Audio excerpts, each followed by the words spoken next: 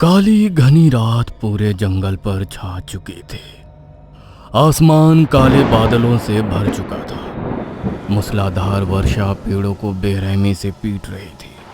हर कड़कती बिजली अंधेरे में छिपे किसी भयानक रहस्य की झलक दिखा रही थी। जंगल के बीच खड़ा वह विचित्र प्राचीन किला किसी भूखे राक्षस के खुले मुंह जैसी दिखाई दे रही थी। ऐसा लग रहा था मानो सदियों से बंद कोई अभिशाप उस रात जागने वाला था। माधव के हाथ में एक प्राचीन नक्शा था। केतन डरा हुआ था। माधव, मुझे कुछ ठीक नहीं लग रहा। अभी समय है, एक बार सोच ले। अरे बकवास बंद करो केतन। रोज रोज की चोरी करने से कहीं ज्यादा बेहतर है कि हम एक ही बार चोरी करें और इतने धनवान बन जाएं कि हमें फिर दोबारा कभी चोरी करने की जरूरत ही ना पड़े। यह नक्शा मैंने बड़ी ही मुश्किल से प्राप्त किया है। इस नक्शे के मुताबिक हमें इस प्राचीन किले के द्वार को तोड़ना होगा। यह सुरंग किले के तहखाने तक जाती है। सोचो, अगर हम किले के तहखाने तक पहुंच गए तो हम किला के राजकोष में भी पहुंच जाएंगे। लालच माधव की आंखों में उतरा हुआ था, लेकिन केतन के दिल में अनजाना भय था। केतन ने माधव को गौर से देखा और फिर सिर हिला दिया।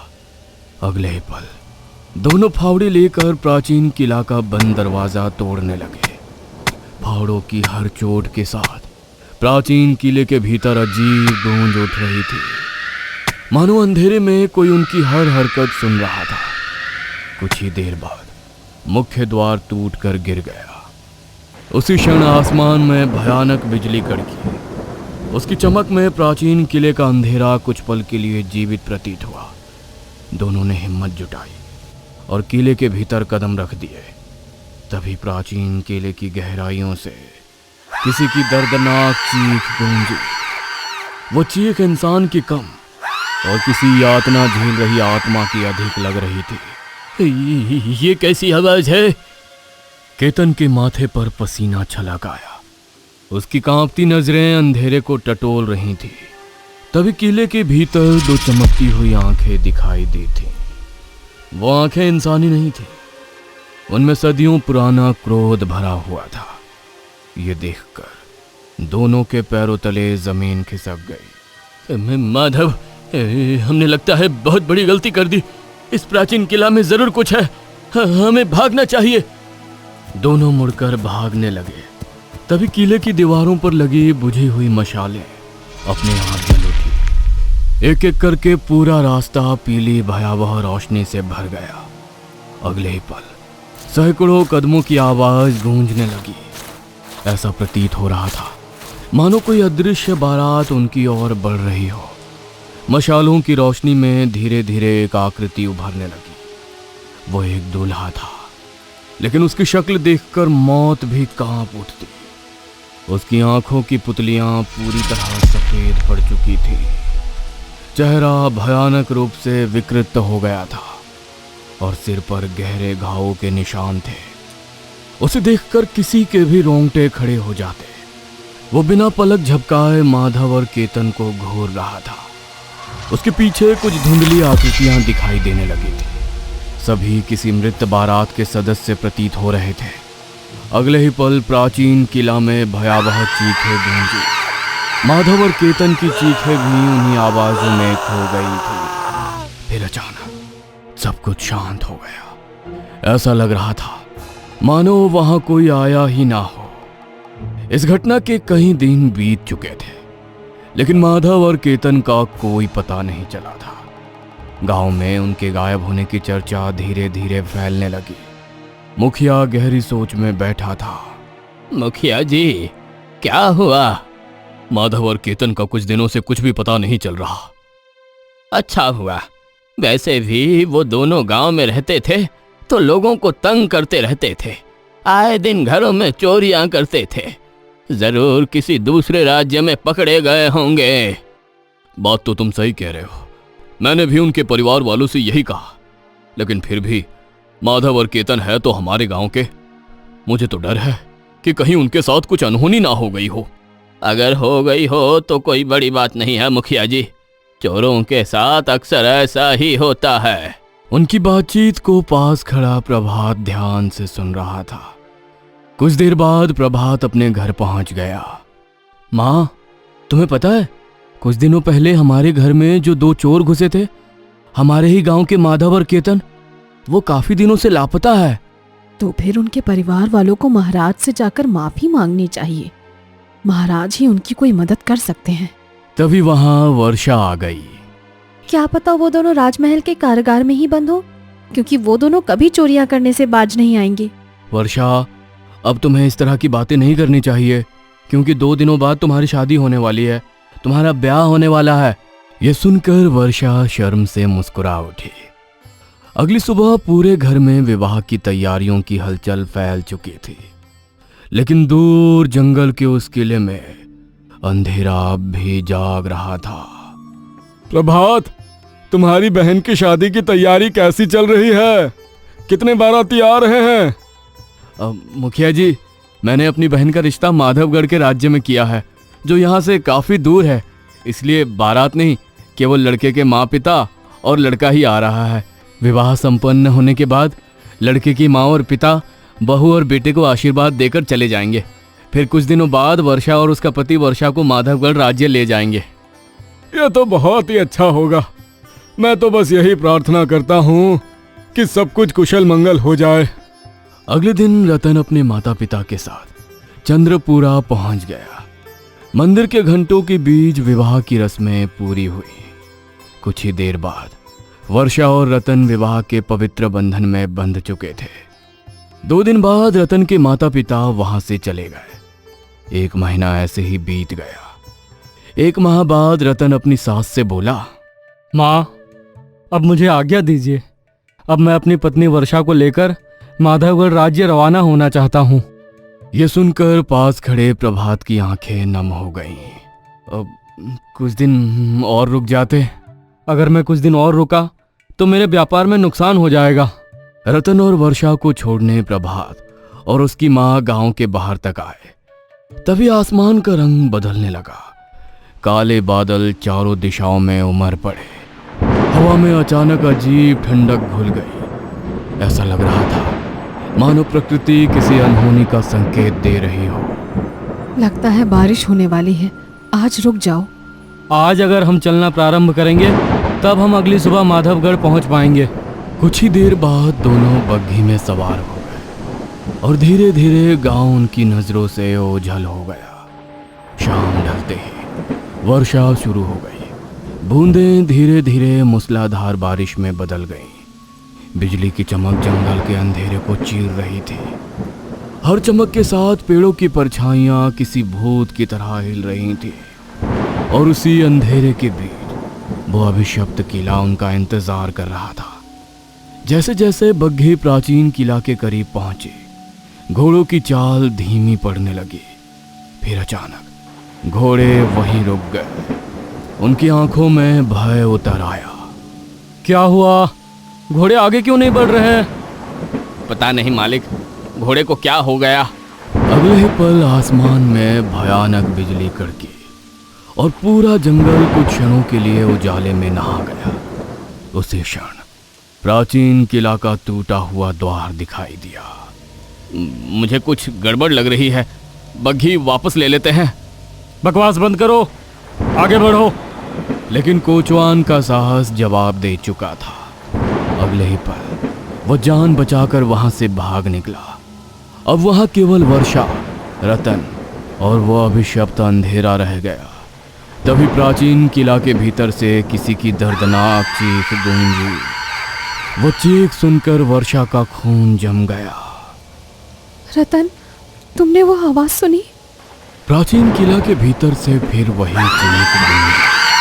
इस बार वो पहले से अधिक पास प्रतीत हुई। रतन की धड़कनें तेज हो गईं। दोनों अनजाने में प्राचीन किला की ओर बढ़ने लगे। तभी अंधेरे में 2 सफेद आंखें चमकी। फिर वो आकृति धीरे धीरे बाहर निकलने लगी। वो एक दूल्हा था, लेकिन उसकी शक्ल किसी जीवित इंसान जैसी नहीं थी। उसका चेहरा देखकर किसी के भी रोंगटे खड़े हो जाते। उसकी सफेद निर्जीव आंखें अंधेरे में चमकती सी प्रतीत होती थी उसका जर्जर शरीर और उसके चारों ओर फैला रहस्यमय वातावरण उसे किसी भयावह प्रेत जैसी आकृति बना रहा था। उसके पीछे कुछ धुंधली परछाइयां खड़ी थी, मानो कोई मृत बारात फिर से जाग चुकी हो। रतन, ये क्या है? अगले ही पल वो दूल्हा बिजली की गति से उनकी ओर झपटा। वर्षा और रतन की चीखें जंगल में गूंज उठी। अंधेरे हाथों ने दोनों को जकड़ लिया और उन्हें घसीटते हुए किले की गहराइयों में ले गए। कुछ क्षण बाद केवल चीखें सुनाई देती रही, फिर सब कुछ शांत हो गया। ऐसा लग रहा था मानो वहां कोई आया ही ना हो। कोचवान अंधेरे जंगल में भागा जा रहा था। तभी अचानक उसके कानों में दो दर्दनाक चीखें टकराई। वो आवाज वर्षा और रतन की थी।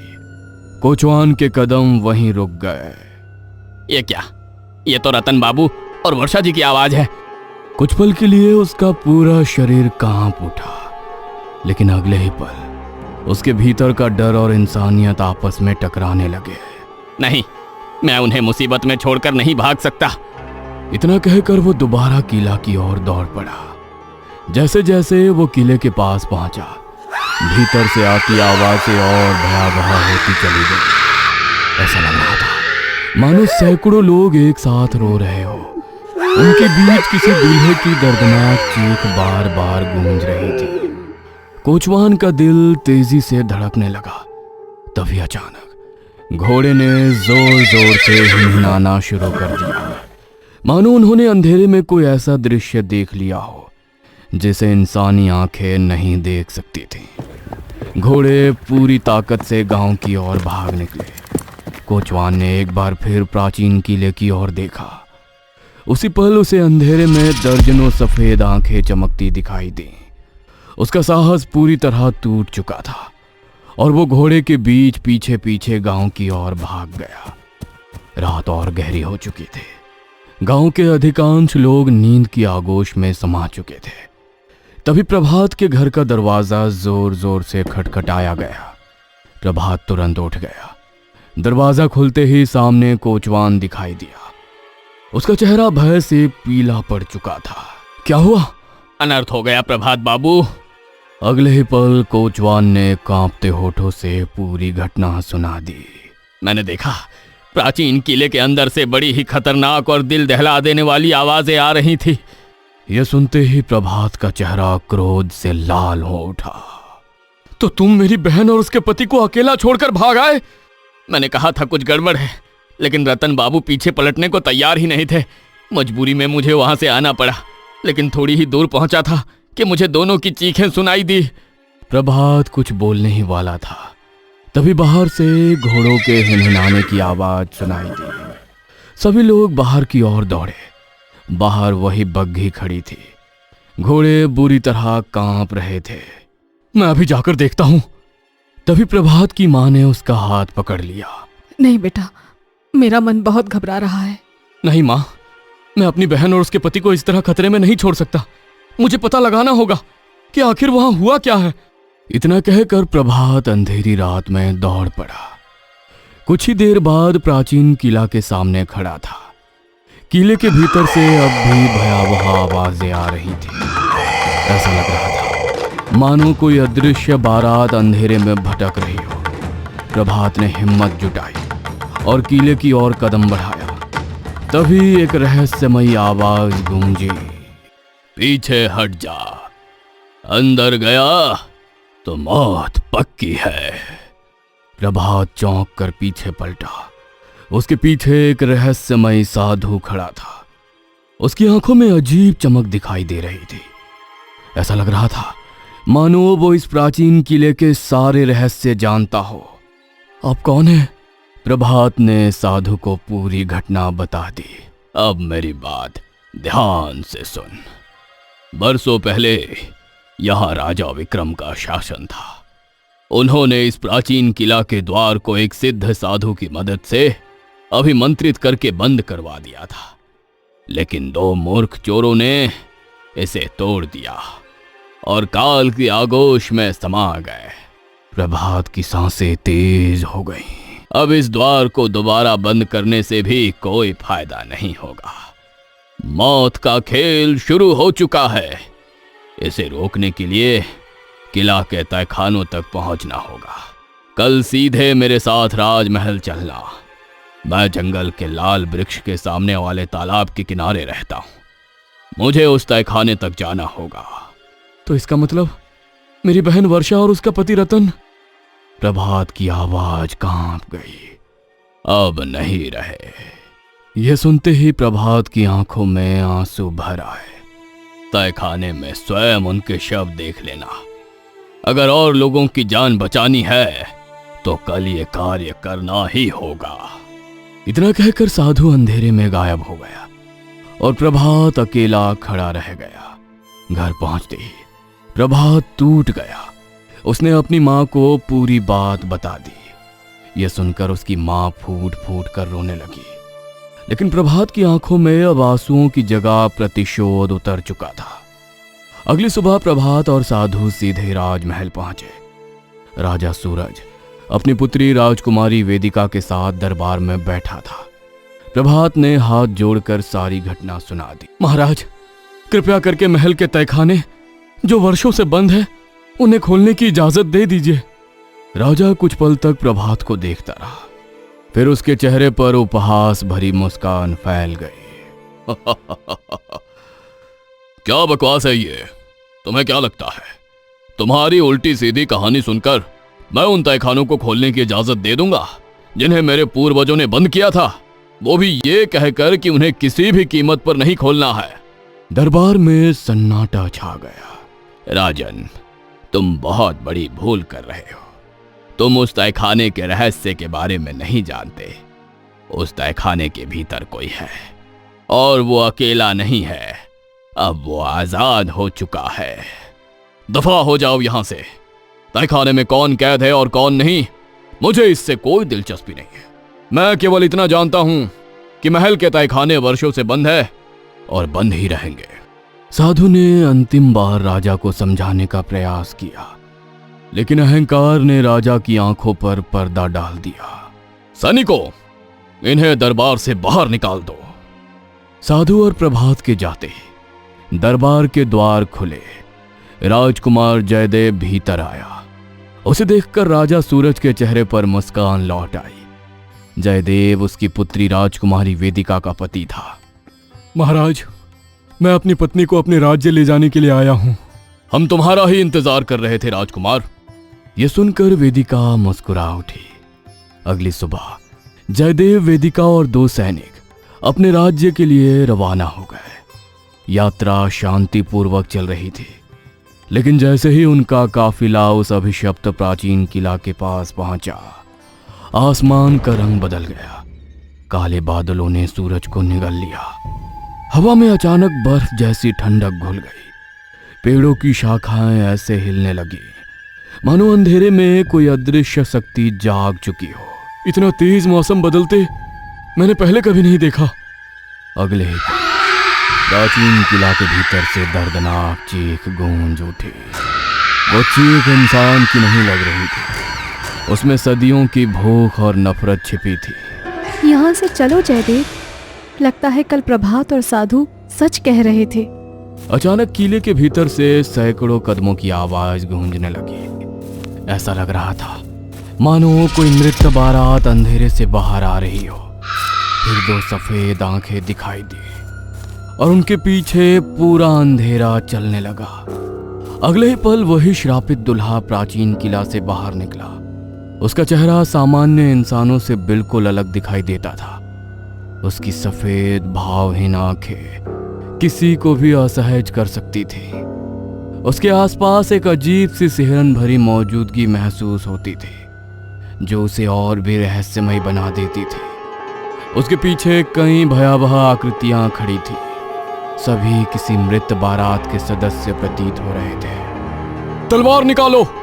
दोनों सैनिकों ने तलवारें खींच ली, लेकिन इससे पहले कि कोई वार कर पाता, अंधेरे से निकले सैकड़ों काले हाथ उनकी ओर बढ़े। अगले ही पल जयदेव और वेदिका की चीखें जंगल में गूंज उठी। और वो सभी भयानक लोग दोनों को घसीट कर किले के भीतर ले गए। सैनिक डर से भयभीत हो गए। वो महल की ओर दौड़ पड़े। महाराज, अनर्थ हो गया। सैनिकों की हालत देखकर राजा सूरज का चेहरा उतर गया। क्या हुआ? प्राचीन किला के पास कोई भयानक शक्ति थी। उसने राजकुमारी वेदिका और राजकुमार जयदेव को उठा लिया। सैनिकों ने पूरी घटना सुना दी। ये सुनते ही राजा सूरज के पैरों तले जमीन खिसक गई। हे भगवान, इसका मतलब साधु सच कह रहा था। उधर प्रभात अपनी मां के पास बैठा था। तभी दरवाजा खुला। सामने वही रहस्यमय साधु खड़ा था। चलो प्रभात, अब राजा सूरज को तहखाना खोलने की अनुमति देनी ही होगी। लेकिन कल तो उसने हमारा अपमान करके हमें निकाल दिया था। अब नहीं निकालेगा। अब उसे अपनी भूल का मूल्य समझ आ चुका है। कुछ देर बाद साधु और प्रभात दोबारा महल पहुंचे। इस बार राजा सूरज स्वयं दौड़कर साधु के पास आया। हमें क्षमा कर दीजिए, हमने आपकी बात पर विश्वास नहीं किया। राजा सूरज ने सारी घटना सुना दी। समय बहुत कम है, जल्दी से तहखाने का द्वार खोलो। भीतर जो भी है उसे नरक भेजने का समय आ गया है। कुछ देर बाद तीनों महल के सबसे पुराने हिस्से में पहुंचे। वहां ऐसा सन्नाटा पसरा था मानो सदियों से कोई सांस भी ना ली गई हो। दीवार पर जाले लटक रहे थे। हवा में सड़न और मृत्यु की गंध तैर रही थी। लंबा अंधेरा गलियारा सीधे एक विशाल लोहे के द्वार तक जाता था। द्वार पर जंग लगी जंजीरें लटक रही थी। उसके ऊपर अजीब प्रतीक उकेरे गए थे। दीवार पर एक प्राचीन चाबी टंगी हुई दिखाई दी। यही वो द्वार है। राजा सूरज चाबी उठाकर ताले की ओर बढ़ा। रुकिए। साधु आगे बढ़ा। उसने अपनी आंखें बंद की, फिर तेज स्वर में मंत्रोच्चार शुरू किया। ओम काल भैरवाय नमः। ओम प्रेत संहाराय स्वाहा। मंत्रों की गूंज पूरे गलियारे में फैल गई। अगले ही पल ताला अपने आप खुल गया। भारी दरबार चरमराता हुआ खुलने लगा। भीतर से सड़ी हुई हवा का भयानक झोंका बाहर निकला। साधु ने दीवारों पर टंगी मशालें जलाई और फिर तीनों अंधेरे तहखाने के भीतर उतर गए। मशालों की कांपती लौ अंधेरे को चीरती हुई आगे बढ़ रही थी। तहखाने की दीवारों पर नमी जमी हुई थी। छत से टपकता पानी पूरे सन्नाटे को और भयावह बना रहा था। ऐसा लग रहा था मानो सदियों से यहां केवल मौत रहती हो। जैसे जैसे तीनों भीतर बढ़े, सड़न की दुर्गंध तेज होती चली गई। अचानक प्रभात के कदम रुक गए। उसकी आंखें भय से फैल गईं। हे भगवान! जमीन पर दो शव पड़े दिखाई दिए। दोनों शव बुरी तरह सूख चुके थे। उनके चेहरों पर मौत से पहले का आतंक जमे हुए निशान की तरह दिखाई दे रहा था। ये हमारे गांव के माधव और केतन है। प्रभात की आवाज कांप रही थी। लेकिन अगले ही पल उसकी नजर कुछ दूर पड़े दो और शवों पर गई। उन्हें देखते ही उसकी दुनिया उजड़ गई। वर्षा! वो घुटनों के बल जमीन पर गिर पड़ा। उसकी आंखों से आंसू बह निकले। उसके सामने उसकी बहन वर्षा और रतन के शव पड़े थे। दोनों के चेहरे भय से विकृत हो चुके थे। ऐसा लग रहा था मानो मरने से पहले उन्होंने कोई ऐसा दृश्य देख लिया हो जिसे इंसानी आंखें सहन नहीं कर सकती। उधर राजा सूरज की नजर भी आगे गई। अगले ही पल उसका दिल टूट गया। वेदिका! कुछ दूर पर राजकुमारी वेदिका और राजकुमार जयदेव के शव पड़े थे। राजा सूरज वहीं बैठ गया। उसकी आंखों से लगातार आंसू बहने लगे। पूरा तहखाना दर्द और मौत से भर चुका था। अचानक मशालों की लौ कांपने लगी। तहखाने का तापमान तेजी से गिरने लगा। हवा में किसी की फुसफुसाहट गूंजने लगी। ऐसा महसूस होने लगा मानो अंधेरे में कोई उन्हें देख रहा हो। फिर एक कदमों की आवाज सुनाई दी। वो आवाज धीरे धीरे पास आने लगी। अगले ही पल अंधेरे के भीतर दो सफेद आंखें चमकी और फिर वही श्रापित दुल्हा बाहर निकल आया। उसका चेहरा जर्जर और असामान्य दिखाई दे रहा था। उसके चेहरे पर गहरे निशान थे जो उसे बेहद रहस्यमयी और डरावना बना रहे थे। आंखों की जगह केवल सफेद चमक दिखाई दे रही थी। उसके पीछे 3 और भयानक आकृतियां खड़ी थीं। सभी के चेहरे मौत से भी अधिक डरावने थे। यहाँ से चला जा, मैं किसी को नहीं छोड़ूंगा। उसकी आवाज पूरे तहखाने में गूंज उठी। ऐसा लग रहा था मानो एक साथ कई लोग बोल रहे हो। जाने की बारी अब तेरी है। बरसों पहले तुझे यहीं कैद किया गया था। तुझे तो नरक भेज देना चाहिए था। ये सुनते ही श्रापित दुल्हा भयानक चीख उठा। उसकी चीख से पूरा तहखाना कांप गया।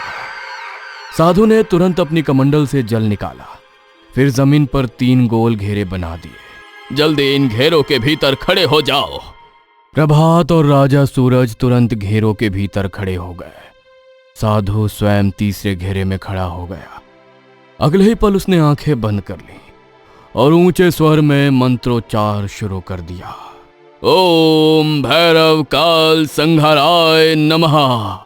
ओम प्रेत विनाशाय स्वाहा। मंत्रों की गूंज पूरे तहखाने में फैल गई। श्रापित दुल्हा और उसके साथी तड़पने लगे। उनके शरीर से काला धुआं निकलने लगा। उनकी चीखें और भयानक होती चली गई। धीरे धीरे उनकी शक्ति क्षीण होने लगी। उनके शरीर पर रहस्यमयी असर दिखाई देने लगा, जिससे वे बेहद असहाय महसूस करने लगे। और फिर उनके शरीर रेत में बदलने लगे। अगले ही पल पूरा तहखाना जोर से कांप उठा। जमीन में लंबी दरार पड़ गई। भयानक धमाके की आवाज गूंजी और वो सारी रेत दरार के भीतर समाने लगी। कुछ ही क्षणों बाद दरार बंद हो गई। तहखाने में फिर सन्नाटा फैल गया। ऐसा सन्नाटा जिसमें केवल मौत की गूंज बची थी। ये कौन था? साधु ने गहरी सांस ली। सुनो, बरसों पहले इस राज्य में तुम्हारे पूर्वज राजा विक्रम का शासन था। राजा विक्रम ने अपनी पुत्री का विवाह पड़ोसी राज्य के राजकुमार वीर से तय किया था। लेकिन विवाह से पहले उन्हें पता चल गया कि राजकुमार वीर के इरादे नेक नहीं है। वह विवाह के बाद इस राज्य को हथियाना चाहता था। तब राजा विक्रम ने एक योजना बनाई। राजकुमार वीर दुल्हा बनकर अपने कुछ बारातियों के साथ यहां आया और राजा विक्रम ने चालाकी से उसे तथा उसके साथ आए बारातियों को इसी तहखाने में बंद कर दिया। भूख और प्यास से तड़प कर वे सभी यहीं मर गए। लेकिन मौत के बाद भी उनकी आत्माएं मुक्त नहीं हुई। फिर महल में अजीब घटनाएं होने लगीं। रातों में चीखें सुनाई देती, परछाइयां दिखाई देती, लोग रहस्यमयी तरीके से गायब होने लगे। तब एक सिद्ध साधु को बुलाया गया। उसी साधु ने इस तहखाने को प्राचीन किला की सुरंग को मंत्रों से बंद कर दिया। लेकिन 2 चोरों ने उस प्राचीन किला का द्वार तोड़ दिया और वर्षों से भूखी पड़ी शैतानी आत्माएं फिर जाग उठीं। राजा सूरज ने अपनी आंखें बंद कर ली। पछतावा उसके चेहरे पर साफ दिखाई दे रहा था। काश तुमने मेरी बात मान ली होती तो आज तुम्हारी पुत्री और तुम्हारा दामाद जीवित होते। यह सुनकर राजा सूरज का सिर झुक गया। अगले दिन पूरे राज्य में शोक फैल गया। चिताओं का धुआं आसमान में उठ रहा था। प्रभात ने वर्षा और रतन को अंतिम विदाई दी। माधव और केतन का भी अंतिम संस्कार कर दिया गया। उधर राजा सूरज ने अपनी पुत्री वेदिका और दामाद जयदेव का अंतिम संस्कार किया। श्राप समाप्त हो चुका था। लेकिन उस अभिशप्त प्राचीन किला का नाम सुनते ही लोगों की रूह कांप उठती थी, क्योंकि कहा जाता था कि अमावस्या की रात आज भी वहां से किसी मृत बारात की ढोल की धीमी आवाज सुनाई देती है और कभी कभी अंधेरे में 2 सफेद आंखें चमकती दिखाई देती हैं।